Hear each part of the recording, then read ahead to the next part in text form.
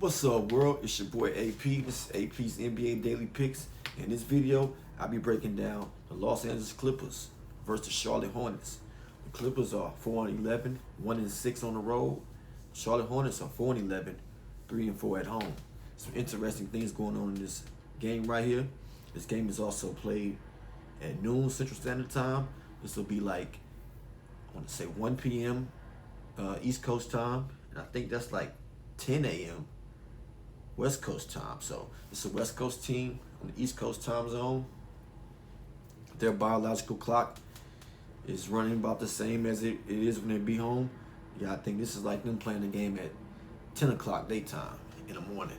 You know what I'm saying? Against this Hornets team that got Brandon Miller back.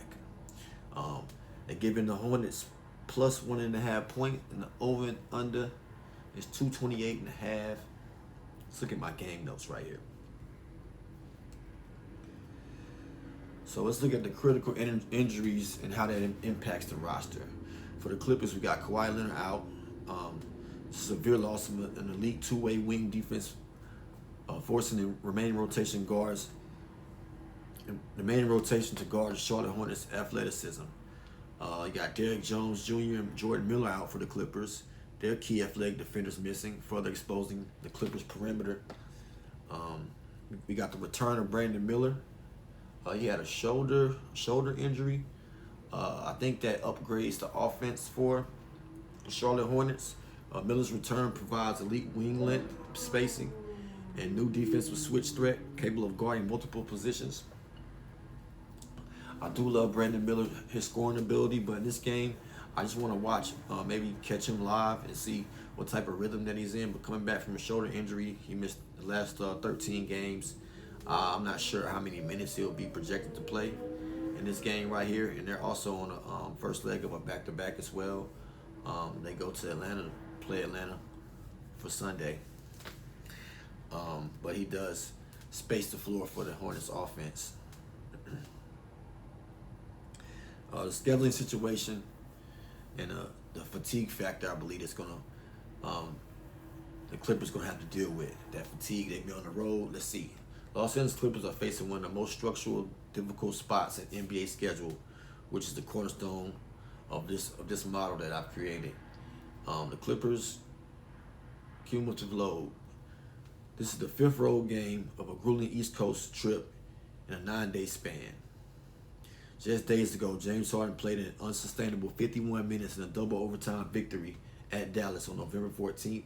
This workload creates a deep fatigue that compromises efficiency and effort in subsequent games. The early start penalty. The game tips off at 12 p.m. Eastern Time, which is 9 a.m. Pacific Time. My bad, 9 a.m. their time. I had that off right there, my bad, for the Clippers. This severely disrupts the players' body clocks, maximizing the impact of fatigue and diminishing motor skills. Historical data for teams that are in this situation. Pacific time zone teams traveling east and playing games with an early tip-off cover the spread at a rate of 29.6%, 16 and 38 to the ATS. So that's just historical data right there. Let's look at the team comparison. Core strengths on the Clippers. Their pace is slow. They're 20th in pace. The Hornets, they're about mid-pack in pace. They're 20th in pace. I think if Charlotte dictates tempo, the Hornets will push the ball quickly to exploit the tired LA Clippers transition defense. Defensive rating, the Clippers are 24th. They got the same defensive rating, so they're at the same. They're tied for 24, both of them. So both are poor, but the Clippers' actual defensive performance will regress a little bit due to the fatigue factor and the injuries also. You got to think his team is on the road.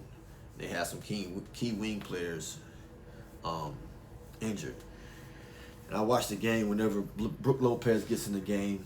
Their defense is slow. And the Clippers, I watched them against Orlando Magic. They didn't like they was even playing defense. I mean, I don't even think they want to exert their energy playing defense. And the Clippers, they have a back-to-back. They're on the first leg of a back-to-back. They got to play the Cavs tomorrow. Now that's, I mean, I'm not knowing how the Hornets offense is going to be, because also one thing that's kind of messing with me is that I'm hearing LaMelo Ball wants to be traded, and just the chemistry in there. But I think with Brandon Miller coming back, this is what LaMelo Ball needs because teams been double teaming him. They won't be able to do that versus Brandon Miller. Now how long would they have Brandon Miller in the game? I don't know, but they're not going to be able to double team and leave Brandon Miller open or Miles Bridges open, and LaMelo Ball can find them. In offensive ratings, we got the Clippers 22nd and the Hornets are 17th. And I think the Hornets' offense, their pace, and their defense is going to improve. Cause I've seen some footage of Brandon Miller. He's a pretty good defender also, and he can switch off from 1 to 3. I always like looking at Harden points, but just in this situation with the traveling and everything, I'm just gonna stay away from Harden props.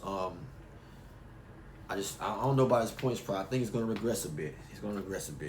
I think it's gonna be fatigue. He's not gonna be as quick and not be able to knock down the shots like he can and get the foul attempts that he usually gets. But I mean, he's been playing incredible on this road trip run. So I mean, anything's possible with Harden. But I won't look at his points. I think the length of LaMelo Ball, Miles Bridges, and Brandon Miller, I think they're going to attack the perimeter. Rebounding. The Hornets' high pace, high volume shooting creates numerous opportunities. I do like Zubac. Zubac's elite rebounding talent. He's 89th percentile. Will be amplified because of fatigue. The LA Clippers will fail to effectively box out, falling rebounds directly to him. So, more tired legs, short shots. Zubac gonna be there to grab a bunch of rebounds and increase possessions from the Hornets pushing the pace. Zubac's gonna grab some rebounds. As far as how I see this game, I do lean the Charlotte Hornets plus 1.5.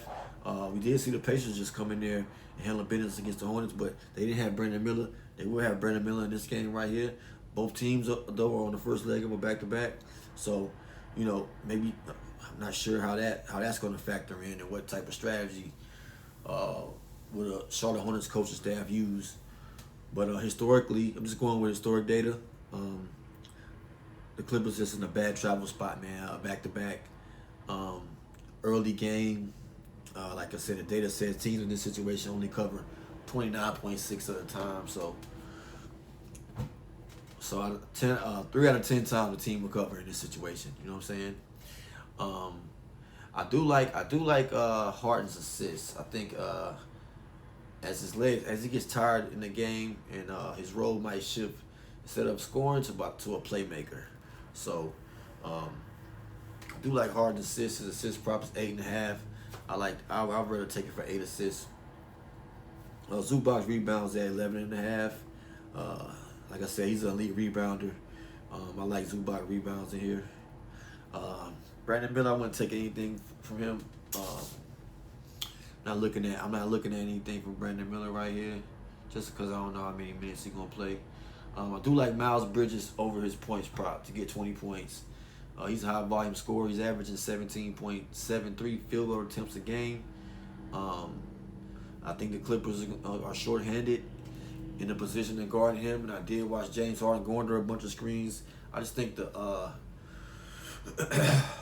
Clippers defense is going to be vulnerable. And like I said, that reason also, I do like the point total in this game to go over. You got 2 poor defenses, so I think both teams can get some points up. And also like Musa Diabate over his points and rebounds. I think any big man that can run the floor against this team, especially on that second unit when they're playing against Brook Lopez, they can get some easy buckets. Also with LaMelo Ball, you got guys like Trey Mann coming off the bench that can push the pace for the Hornets, and Colin Sexton. So I think the Hornets can push the pace in this game. I also like Con Newpel. I think he'll benefit also from Brandon Miller. Brandon Miller going to absorb some of his uses, but I think he'll benefit on getting open 3-point looks. So I do like Con over his 3-point prop at 2.5. I like LaMelo Ball to drop a dub also. Like I said, I think this spreads out the floor for him with Miller in the offense also. Give him some relief, give him some easier looks. We're going to see a better version of LaMelo Ball in this game, hopefully. And I do like LaMelo Ball to get 8 assists also. So The same game parlay that I put together for this game is Zubac rebounds, Harden assists, Musa Diabate points and rebounds, Miles Bridges points, Melo points and assists, and Con Canupa 3-point prop over. And I do like the Hornets plus the 1.5. Yeah, that's about it, man. That's how I see this game going right there, man. That's how I had to break it down.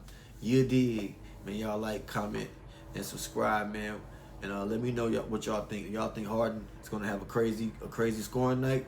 Not night, morning or afternoon in this midday game. Do y'all think James Harden gonna go crazy in this matinee, or he's gonna just take it easy, man, and save his energy for those Cleveland Cavaliers that they got tomorrow with Darius?